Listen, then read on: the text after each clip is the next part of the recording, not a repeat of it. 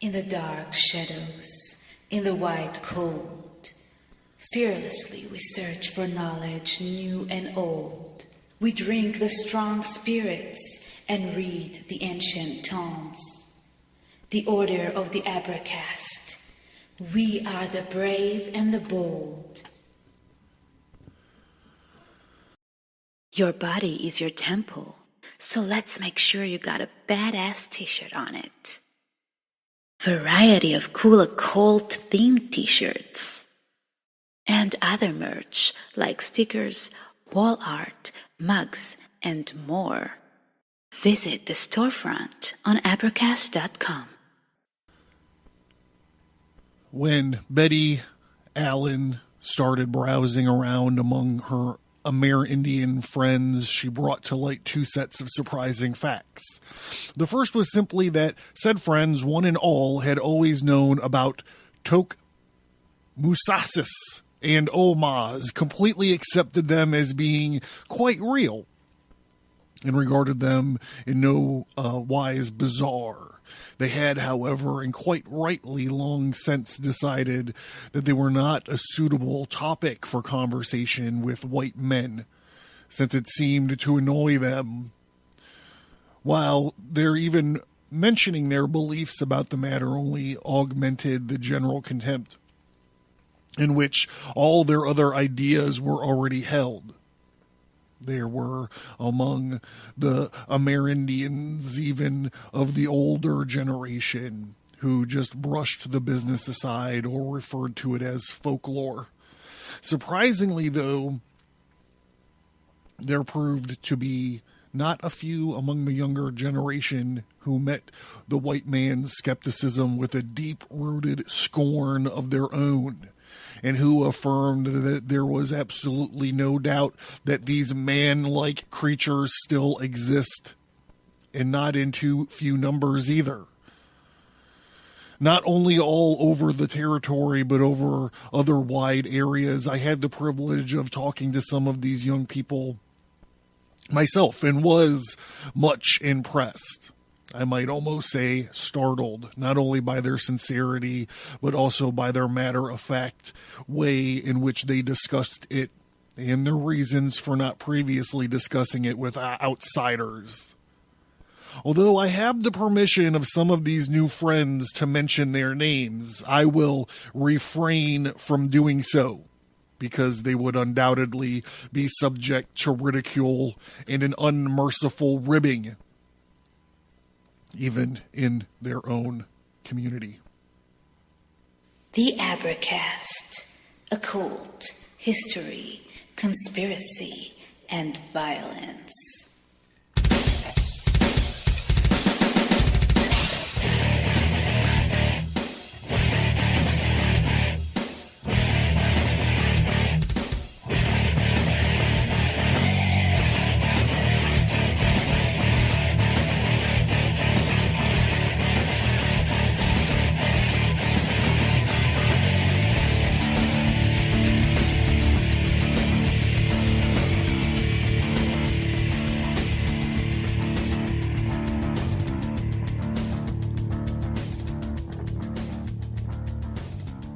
All right, hey, welcome to the Abracast. Welcome to the October Fellowcraft episode of the Abracast. We're continuing along on our, what did I call it? The Unsolved Mysteries of the Unexplained series. Tonight, the featured book is The Abominable Snowmen, Legend Come to Life. This is by Ivan T. Sanderson. It was published in 1961.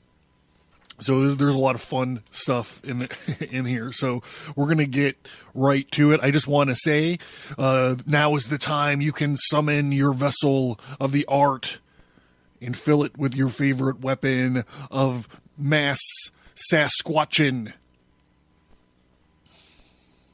And raise your glass. Here's to you guys, the supporters of the show. Thank you very much.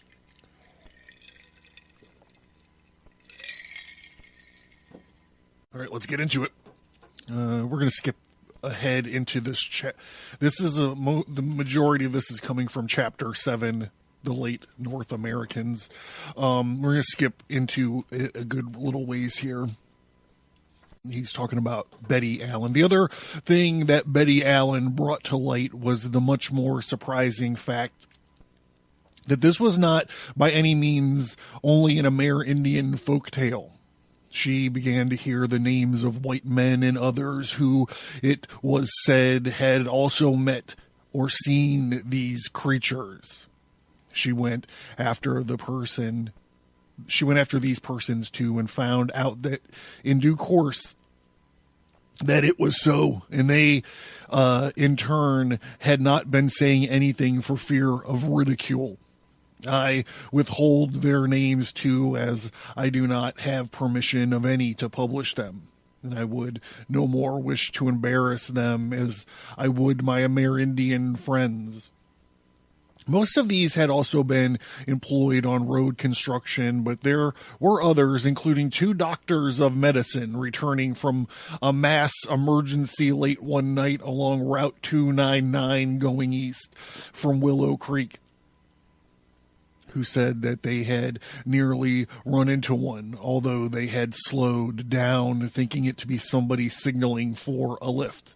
They said that it was at least 7 feet tall when it stood up, that had straight legs but very long arms, and was clothed in a thick, lightish brown fur. And who better than a medical man ought to know? Some of these local stories went back 30 years. Then there was the extremely unsavory to me. This guy's got a real casual writing style. This Ivan Sanderson, I love it. Interjection of this business of little people. It is a particularly odd one in this neighborhood for several reasons. First, the Amerindians will not, as far as I have been able to determine, come right out and either assert or deny their existence, unlike the giants of which they speak quite factually. They seem to regard these pygmies with a high degree of superstition, and their folk tales are rife with stories of such little people playing with their children on riverbanks, but while being visible to youngsters, being invisible to adults. This is a very widespread myth that crops up all over the world about fairies, pixies, and such like little folk. However, some white people of higher education and residents on the outskirts of fully opened up and settled areas have told the same story, and perfectly straight. They have also, in some cases, implied that they had assumed or had definite grounds for supposing that these little hairy ones were the young of the Omaz.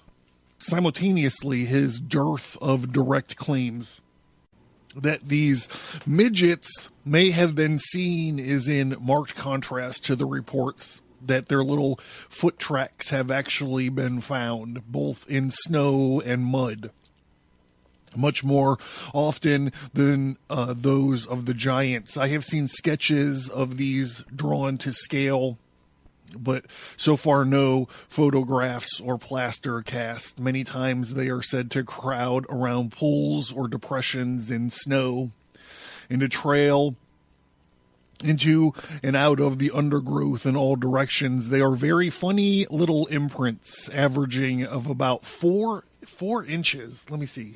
Where's my T-square? 4 inches long, and do for the life of me look very like those of tiny men, but with very pointy heels. I mean, I was thinking this whole time like an Ewok-sized kind of little character. But I mean, if his footprint is only 4 inches, I mean, that's not an Ewok. That's very small Ewok, I would think. Yub. Frankly, everything in my life at one point in time or another is reference to the classical Star Wars, not the new shit.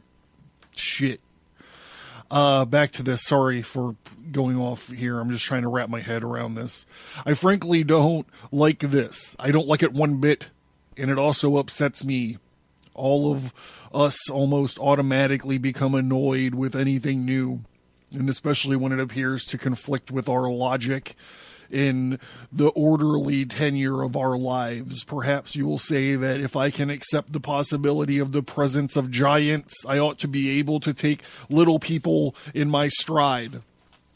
So I should, but I'm afraid that I'm a very pragmatic person, and there is something unsubstantial about these little footprints.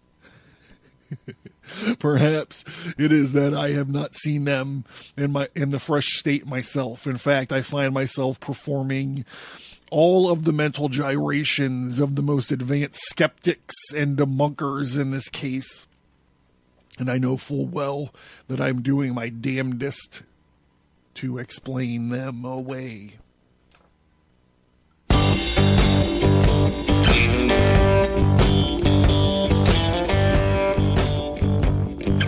It's like we just walked into a honky-tonk, guys.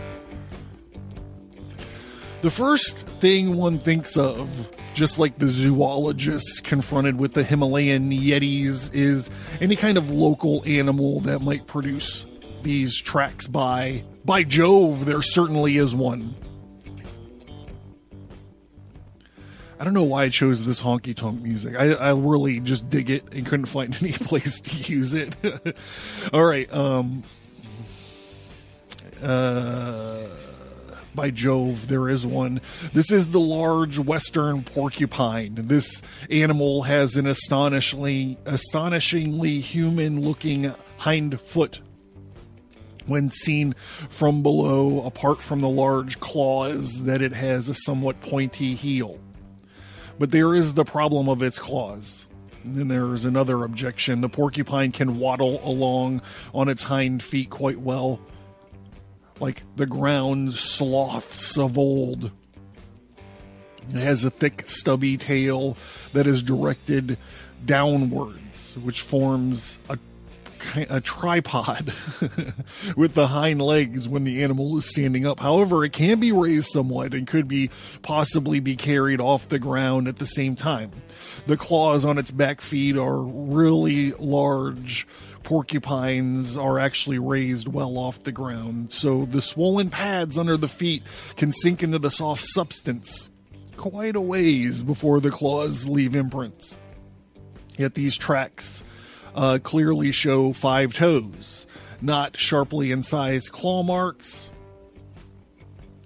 all of about the same size of the arranged almost straight across the front heel of the feet.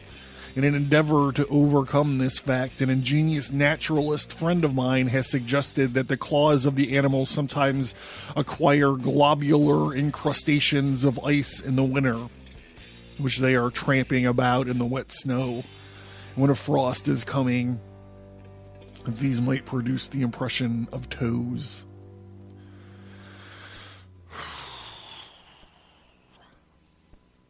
But what then of the tracks in the mud, all over, by the thousands, I say? I don't like this business.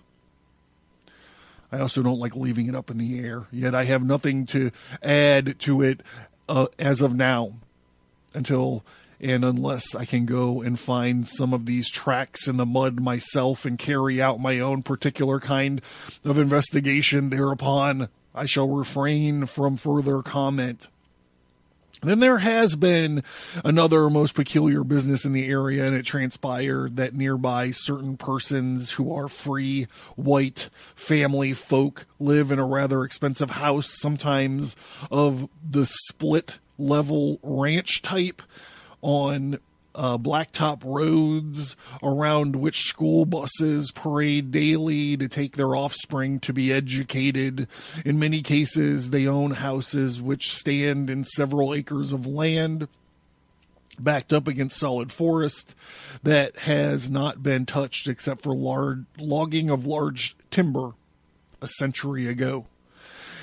They had something most unpleasant to report. These people live not more than 30 miles from a large, bustling, modern city, and they stated in confidence and off the record to certain locals whose veracity I will vouch that they had for long experienced a problem. This was simply that their kids, under 7 years old, had been found to be playing in the back fields up by the borders of the forest with certain fairly small, hairy ones who, when alarmed by the approaching human adult, allegedly took off from the trees. Yub. Said human kids on reaching the age of reason turned out not to want to talk about this abomination, while their parents were most definitely did not and do not want to talk about it. Nonetheless, they have talked a bit, and I pass it on to you for what it is worth. This is the kind of thing that gets people really riled. It also seems to me to slop over to the realm of little people that only kids can see. Let us just suppose for a moment that, mothers permit their kids to play with ours. Up to, let's be reasonable, up to about the age of 7.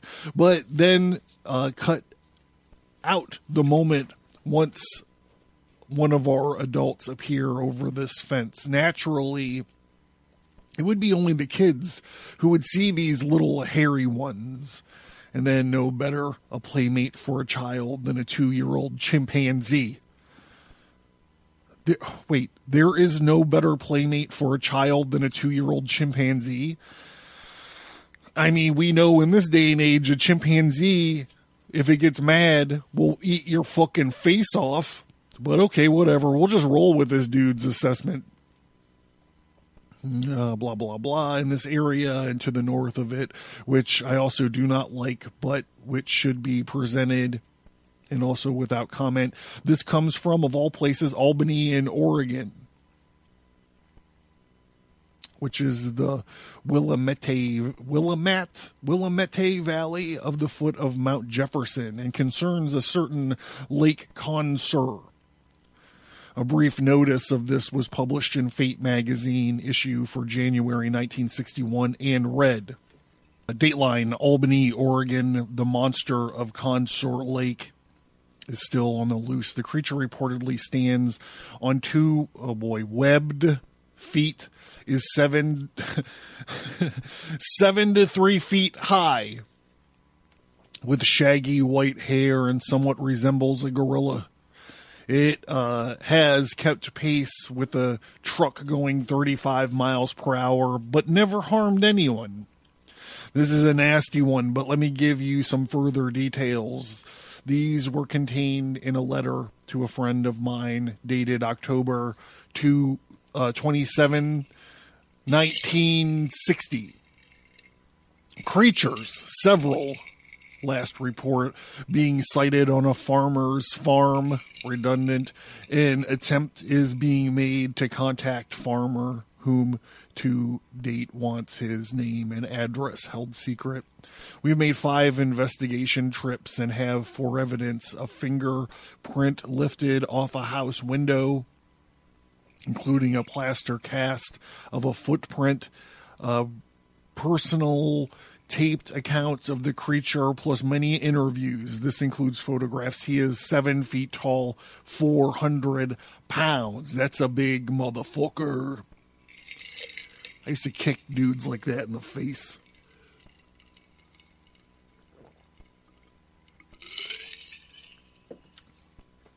Can move at tremendous speeds, jump tremendous distances. No news items concerning this being have been printed in the Portland papers. He displays extreme cunning, walks and runs. Whoa, this is personal. He displays extreme cunning. He walks and runs erect.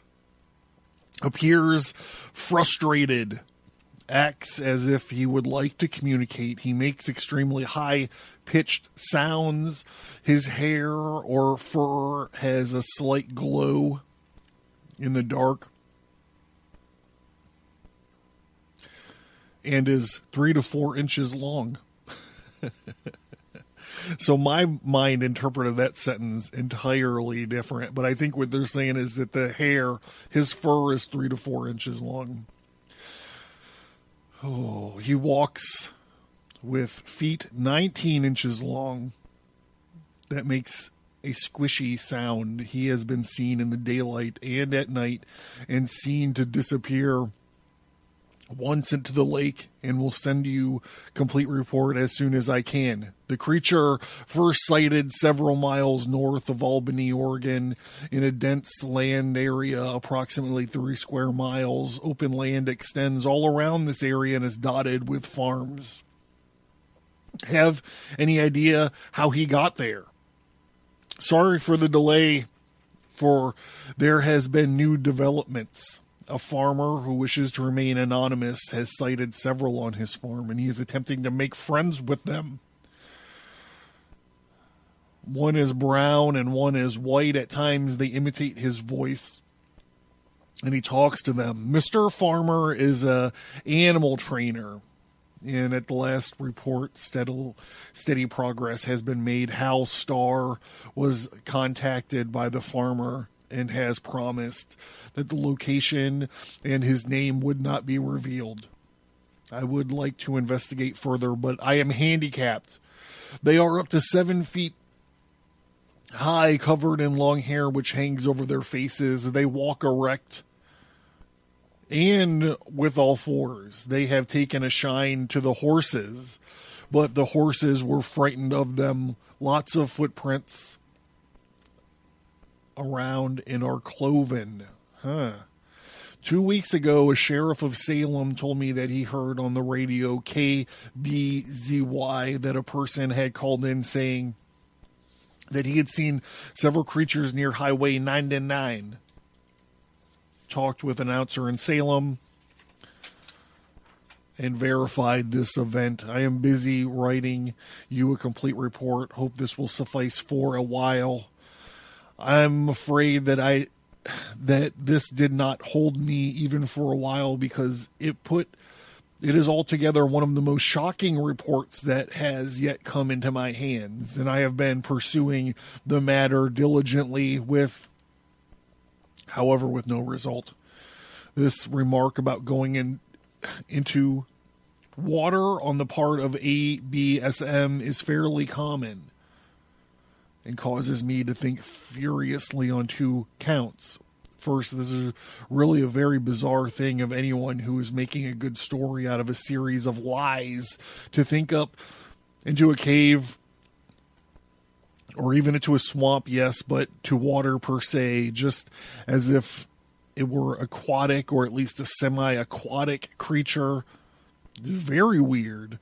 At the same time, one just has to take into account the perfectly astonishing theory put forward by Professor Sir Alistair Hardy of Oxford in early 1960, in which, utterly bizarre as it first sounds, has been most seriously considered by scientists and fully accepted as at least possible by many. This suggests that the one branch of the general anthropoid stock, and although Sir Alistair calls them apes, I think we should surely name them as hominids, or at least as already being on the man branch of that stock rather than on the pongid or ape branch. About 1 million years ago, took to semi-aquatic life, and especially along the seacoast. But let this bold savant state his case in his own words. All right, so this is the bold savant, Sir Alistair Hardy of Oxford. Many apes were driven to hunt in the sea by fierce competition for food in the forest. At first they waded and groped in the water, but eventually learned how to swim. Over a period of several 100,000 years, the species lost its hair and carried on in its marine life, and only hair left was on the very top of his head to help protect the creature from the sun. The sea ape learned to stand upright because water helped support the body, and it developed longer legs than its land-based brother ape from swimming, and its hands became sensitively shaped to allow it to feel along the seabed for shellfish and open crabs. It learned to use tools by picking up stones to crack open sea urchins. It would have only a step for man to discover that flints chipped into sharper and more useful tools. Knives and arrows, then armed with such equipment, could erect posture. He was all set for the chase. He could now reconquer the continents, running and hunting the animals and plants, and I estimate that apes were driven into the shallow sea waters 1 million years ago and then emerged as men 500,000 years ago. And he said he has discussed this theory with many other scientists that had been unable to find a flaw in it. So a few years ago, I think it was the Discovery Channel or maybe the Sci-Fi Channel or something, they did this mermaid thing. It was like how mermaids are real or something like that. And that this is their thing. Apes went into the water and became, mermaids. I don't know. Go look it up. It was kind of like a hoax. They were presenting all of the information as if it were real, but it was all gimmicked. It was all gimmicked up. If in the sea, why not also, or even previously in the rivers, lakes, and ponds, more especially as swamps and marshes were much more prevalent in the past than it is now, particularly, again, the pluvial periods between the ice advances and retreats of the past 1,000,000 years. Then again, there is another most convincing aspect of this idea as it follows. If at the beginning of the Pleistocene there were a variety of primitive anthropoids of the hominid branch scattered about the earth, and if all of these were hairy but did not become extinct, as we have until now supposed, let us suppose that several of these started going into the water after food, and that one or perhaps several types did very well at it. They lost their body hair, learned to crack some stones, and all the rest, and then came back to conquer the land as men, just as Professor Hardy suggested. This still need not propose that all of them did so. Some of the types had started the practice. Many never have gotten farther than ducking into inland lakes. And while they did not keep at all fervent enough to lose their body hair, they did develop very long toes, the utmost complete web between them. Do not forget that we still have 2 half-webbed toes ourselves, our third and fourth. And between, and please don't fail to flip over, California Big Feet, in which, I'm skipping ahead a little bit. This web toe business. A tall angular ridge running at right angles in the direction of travel, just where it would be bunched up in the foot are webbed. We might therefore legitimately conceive of the Sasquatch Oma type of at least being relics of early hominids or semi-aquatic habits. This would explain any failure to have tools. Okay. So you're wondering, is this lake consorr monster still around? Well, let's go into a break and we'll find out.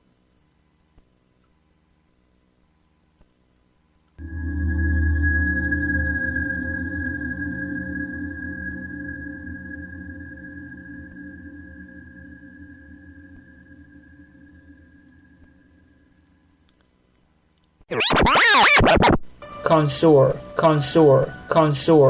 Conser. Conser.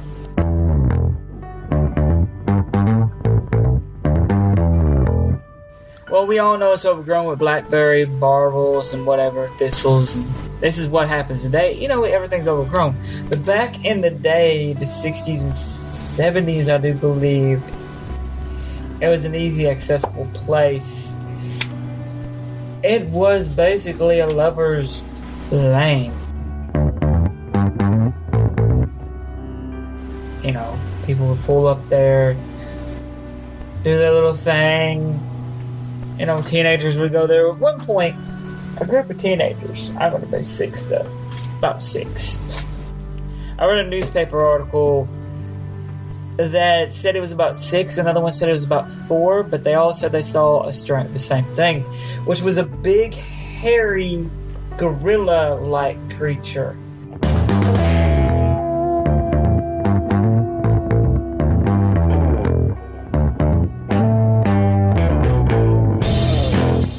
That's what one of them said it was. The other one said it was a strong man, a hairy strong man.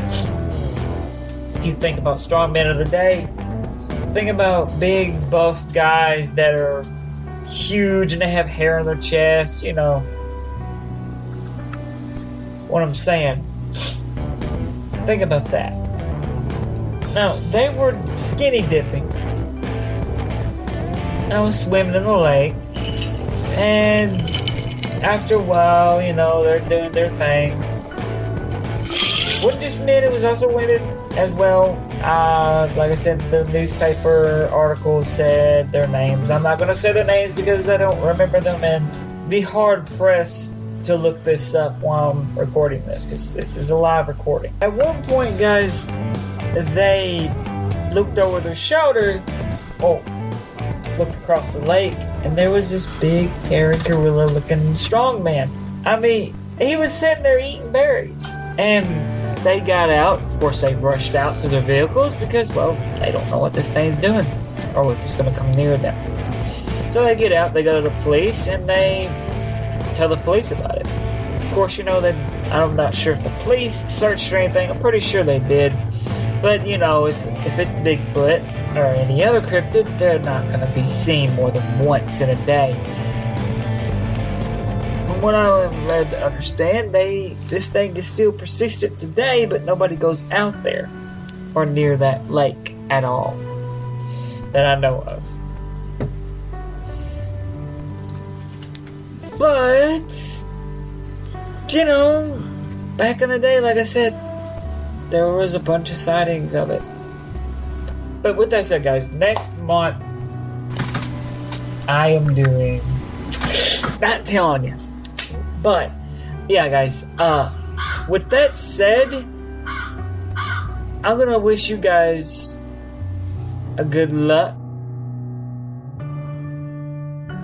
Are you interested in the occult, history, conspiracy, and violence? Learn more at Advertise.com. Find more episodes on this topic. Sign up for the mailing list for bonus content. Get access to the show archive. And visit the storefront for tarot cards, merch, and books. Learn more at Advertise.com.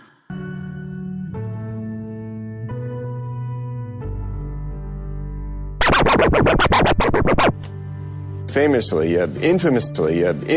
now, that not only was it a mermaid, but that this creature is actually part of our own family tree, and that human beings were once becoming like mermaids ourselves? Right, you're talking about the aquatic ape theory. Help me understand this aquatic ape theory, the idea that humans were once becoming marine mammals. There are a number of animals that have made this transition before. This is the transition from terrestrial to marine. That's established science.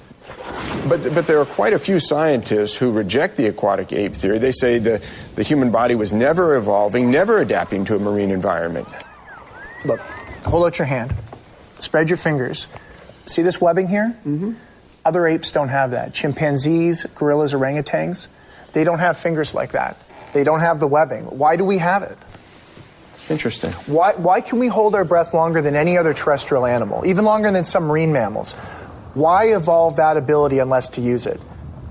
Even the fact that we walk upright, how did that start? There are some scientists who believe that it may have been from wading in water looking for food. You brought a clip that speaks to this, which is really striking. Can you tell us what this is? So these are baboons, and you'll notice, of course, that they're standing, walking bipedally, walking on two legs, and that only happens for sustained periods of time when in water. I mean, it makes sense. I mean, if you're standing upright, you've got your head above water. And that's usually a pretty good thing, having your head above water. Right. And some scientists have wondered if walking upright is one of the traits that our body still bears from when our ancestors spent more time in and around water. Fascinating. This is truly fascinating history. With a memory of mermaids from this period. We can control our breathing like marine mammals and hold our breath longer than any other land animal. The human record for breath holding is nearly 20 minutes. That's almost as long as a dolphin can dive. Compared to our closest relatives, the apes, we have a much more flexible spine, and we have partial webbing between our fingers and toes that they don't have. These are features for an aquatic environment. Why have them unless to help us swim? And human babies hold their breath underwater automatically. They instinctively know how to swim, whereas a baby chimp or gorilla would drown. And unlike other apes, we shed our hair. Hair creates drag in water, and we have a thick layer of insulating fat that keeps us warm in water. The only other animals born with as thick a fat layer are exclusively marine mammals. Some humans are so well adapted for life underwater that they still hunt at the bottom of the sea, walking across the ocean floor. The Moken people of Southeast Asia can contract their pupils at will to control for water distortion. They actually see underwater as clearly as if they were wearing a mask. And in some places in the world, humans are still so proficient in the water that they can catch fish without hooks or nets. All these adaptations for life in the water, but we lack adaptations that are commonplace in other land animals. We shed salty tears and sweat. Salt and water are valuable resources. Other land animals have efficient ways of conserving them. We don't. Why? Because part of our evolution took place in the sea. Now, this is all theoretical, but the land-to-sea transition has happened before. It's documented science. Orcas have evolved from a wolf-like ancestor millions of years ago, and there are more recent examples. 150,000 years ago, a fractional amount of evolutionary time, a group of brown bears split from the rest of their line. They evolved into a new species. They became polar bears. Polar bears are capable of holding their breath for minutes at a time underwater. They've even developed webbing in their front paws to help them swim. They are currently, before our eyes, evolving into marine mammals. And if this is happening to polar bears now, why couldn't this have happened to the human line at some point in our evolution?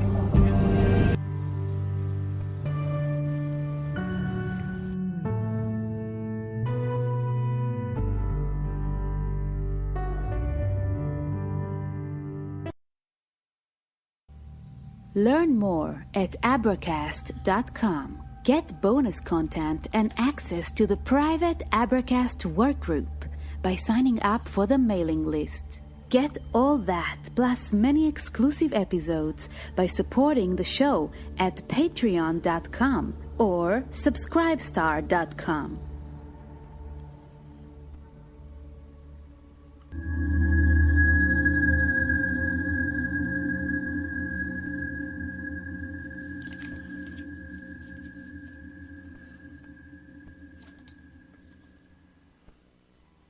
All right, back to it. However, to interject at this point, I recently received a report from a neighboring area which would seem to indicate something of the same nature. This came to me from a young man in our Air Force whose wife was part Amera Indian. That's the term he was using earlier. He lived until recently on the Maca Indian Reservation at Neah Bay in Washington. This young man got in touch with me through a magazine publisher, stating that he had some information that might interest me. I wrote him, and in a reply received some very charming and highly informative letters, the contents of which I see no reason to question. Among these, he wrote,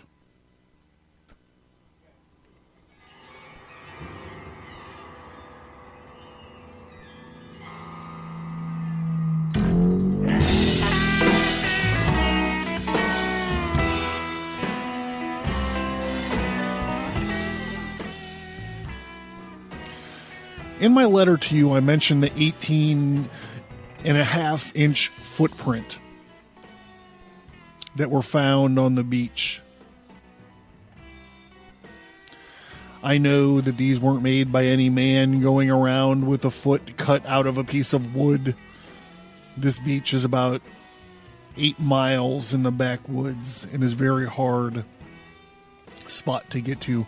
On another occasion last summer, one of the fishermen out there going to bed and heard a lot of splashing going on in the swamp in his backyard.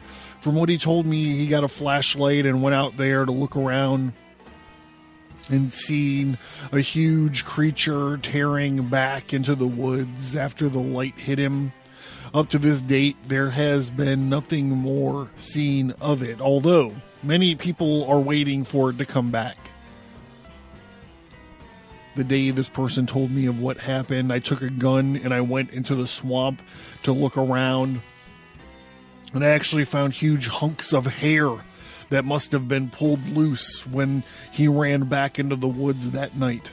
I have hunted and killed quite a few bears around here, but that hair that I found that day was definitely not from a bear. For one thing, there was a couple of hairs that I measured to be close to 14 inches long. And these hunks had a very strong odor, unlike any bear that I have killed. There is also one occasion that makes me think the Abominable Snowman is up around this neck of the woods. This happened to me sometime before I read your article in True Magazine. One evening I went up this unused logging road to hunt bear.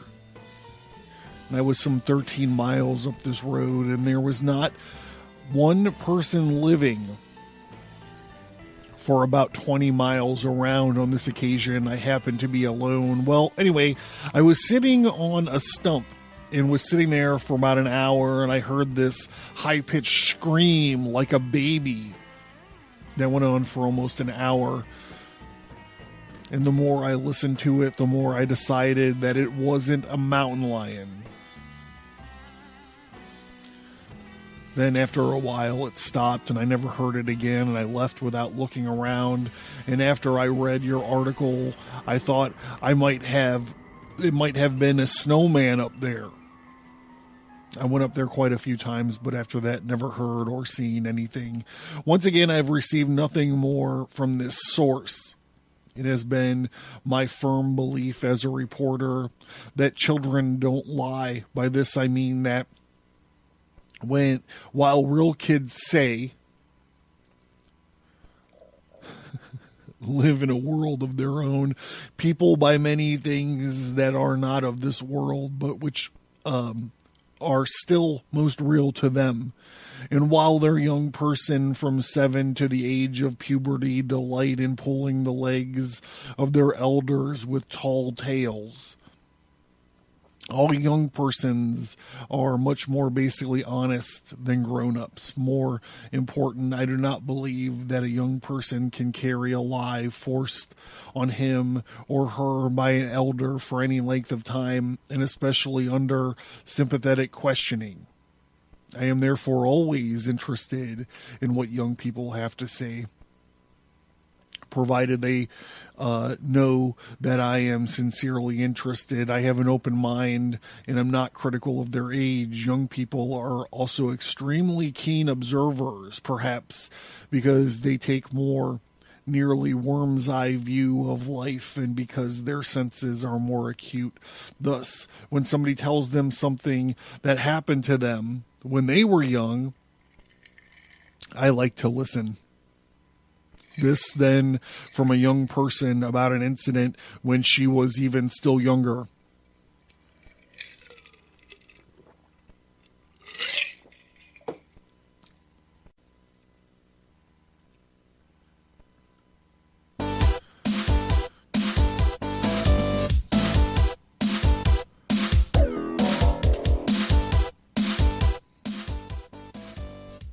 It just sounds young, doesn't it?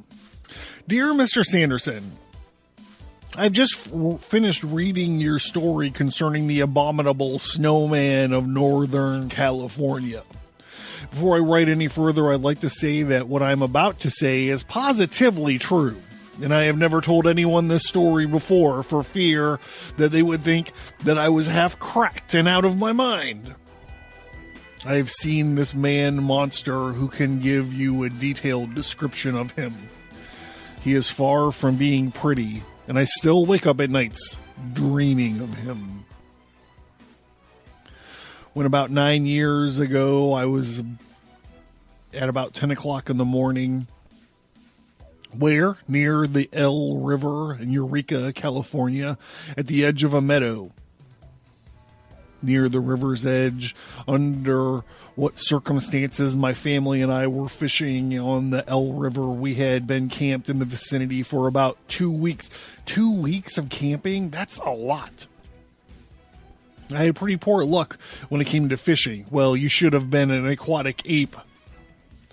I used to go for a short walk before breakfast because there was a very pretty meadow about a mile or two from our camp, and I used to love to see the mist rise up the grass. I was only about 10 years old at the time, and the world of nature was something which both fascinated and enthralled me. I entered the meadow and proceeded to cross it in order to reach the small knoll on the other side. While I reached the foot of the knoll, I heard a sound. It was the sound of someone walking. And I thought perhaps my little brother had followed me and was going to jump out and scare me. And I hollered, "All right, stinker, I know you're there." Needless to say, it was not my brother that appeared. Instead, it was a creature that I will never forget as long as I live. He stepped out of the brush and I froze like a statue. He, or it, was about 7 to 8 feet tall and was covered with brown stuff that more looked like soft down than fur. He had small eyes set close together, and he had a red look about them. His nose was very large and flat against his face, and he had a large mouth with the strangest looking fangs that I had ever seen.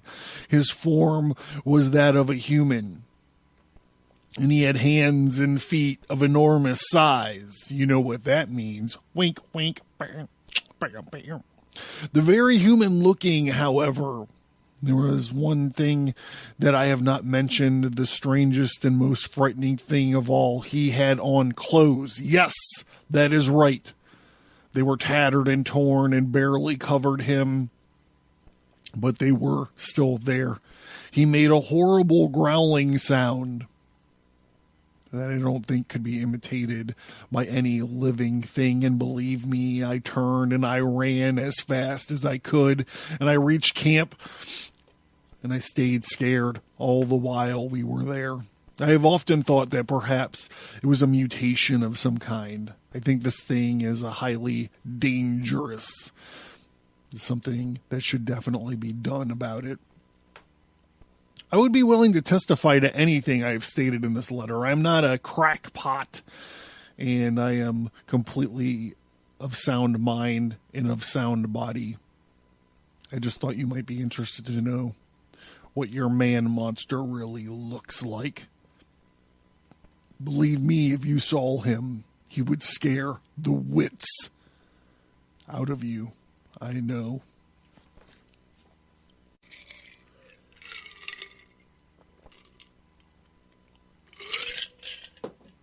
So we'll officially end the show here. But if you want to stay till afterwards, I'll tell you, I've never talked about this. I told my wife about it last night at a campfire while I was deciding what I was going to do with this episode. So I've never told any, very literally a fraction, like maybe 3 other human beings this story. But I'll tell you my fucking Bigfoot story if you hang on after this. But this is the end of the show. So thank you for all of your support. Thank you very much. I'll see you next month. Next week on the mainstream. Fucking Bigfoot stories. Thank you for listening to this episode. Send an email or visit us on social media to let us know what you think about this topic. And please remember to leave a 5-star rate and review.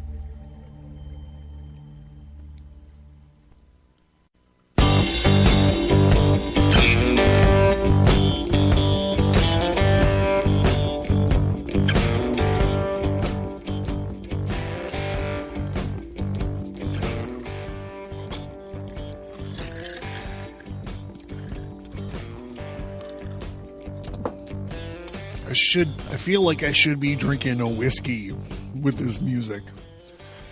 You guys are going to hear a lot more of this, I think. This clip, I love it. I feel like I just walked. I feel like, where's my flannel shirts? I need to bust them out. Anyhow, if you're here, you're still here. We just walked through the saloon doors. There's a bunch of like neon, Pabst Blue Ribbon signs and stuff on the wall, and there's the mirror, and there's a smoke-filled room, and some fucking dude playing this cowboy music on the stage, and we sit down together, you and I, and we're talking, and we start talking about Bigfoot, and I'm like, hey man, guess what? I have had a Bigfoot experience.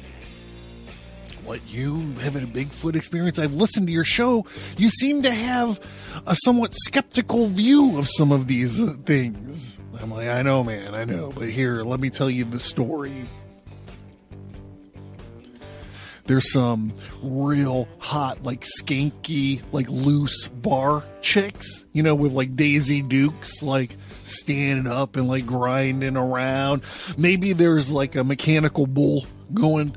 There's like a hot chick on a mechanical bull in the background, and all the dudes are like standing around like, yeah, ride that motherfucker. 8 seconds, bitch.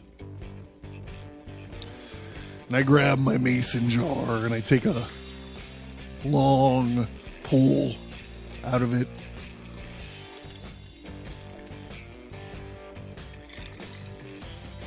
I say, let me take you back to like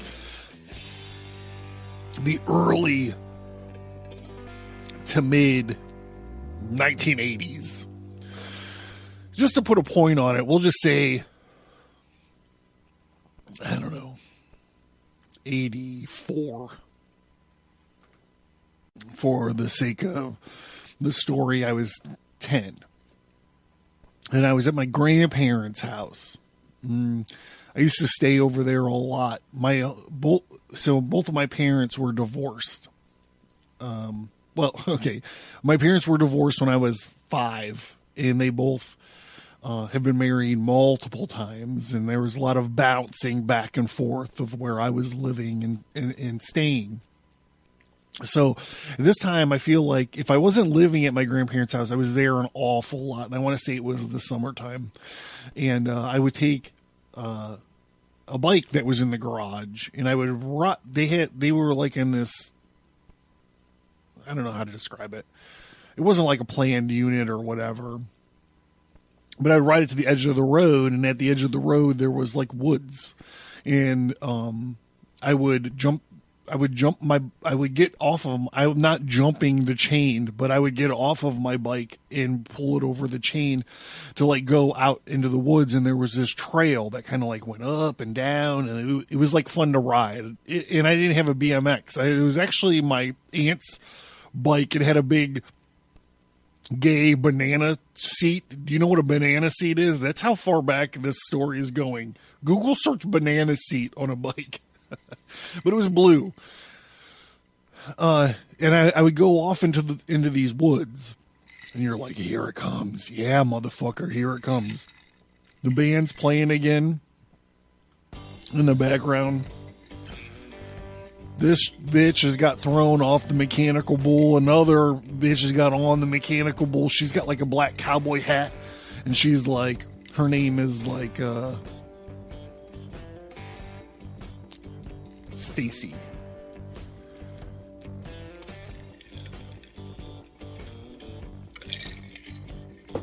All right.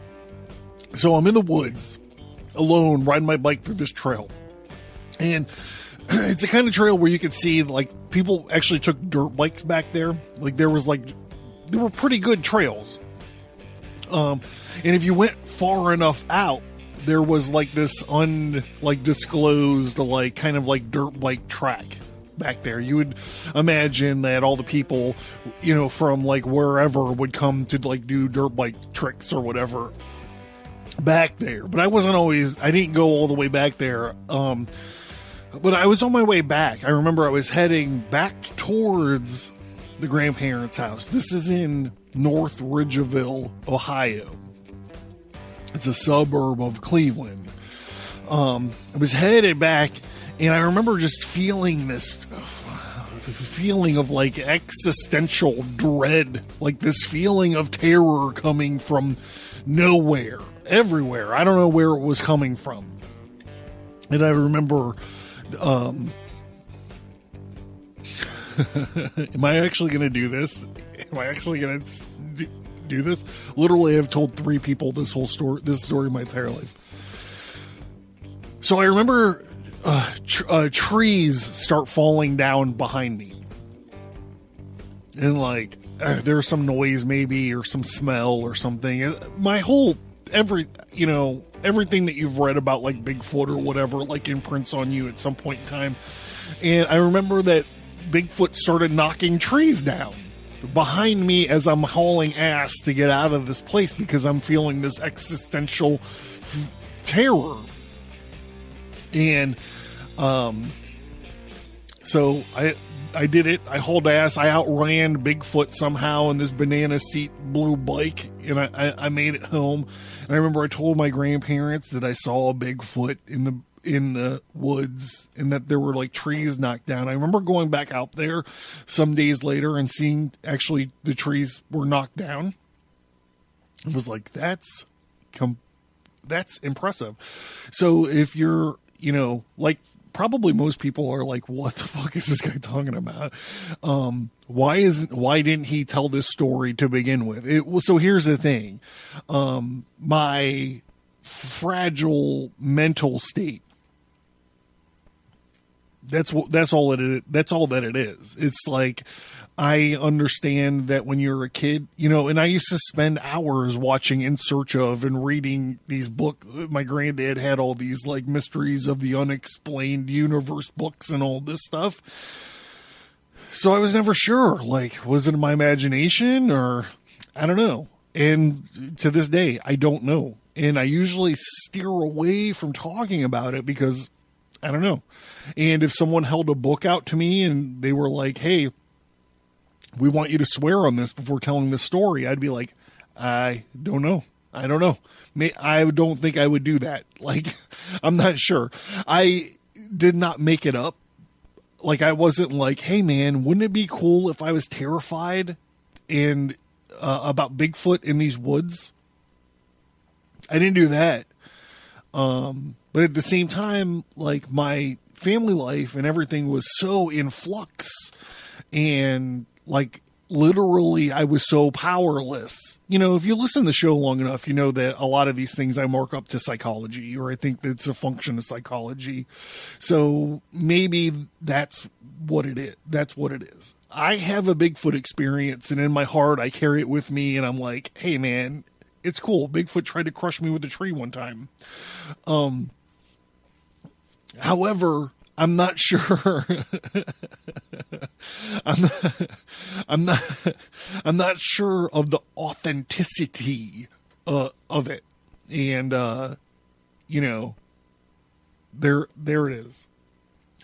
So I feel like I've babbled on for quite some time about my Bigfoot experience. I hope you guys have liked it, and maybe it gave you something to think about. I don't know. But that's it. I'm ending. We're going to end this. What am I going to do? Sloppy Joes. I've cheated on my diet this week. And I'm like, if I'm cheating on my diet, I'm going to make some fucking Sloppy Joes. I made a great Sloppy Joes. Homemade Sloppy Joe sauce using a can of tomato soup. Great. I know you guys are like, I don't care about tomato soup. Can you tell me more about Bigfoot? And I'm like, no, I'm sorry. This is the last call, and the band is about to be done playing their song. Stacy's off of the mechanical bull. We're winding the mechanical bull down for the evening. It's time to put your dip in. You know, smoke your last cigarette for the evening. Finish up these Pabst Blue Ribbons you have here, and take your last attempt, you know, to hook up at these lovely ladies at the bar, at the honky tonk, because this fucking thing is done.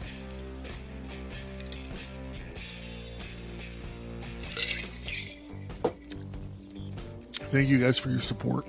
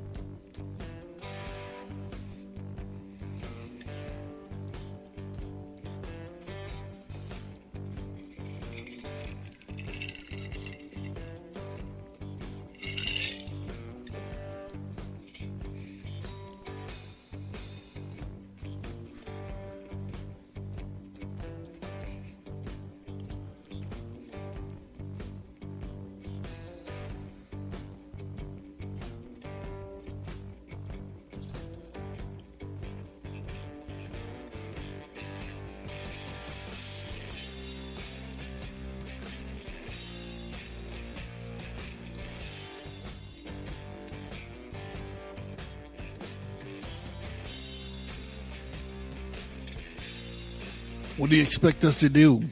Be nice. Be nice. Be nice until it's time to not be nice. And this honky tonk is closing down tonight, gentlemen. Have a good month, guys. We'll see you next month.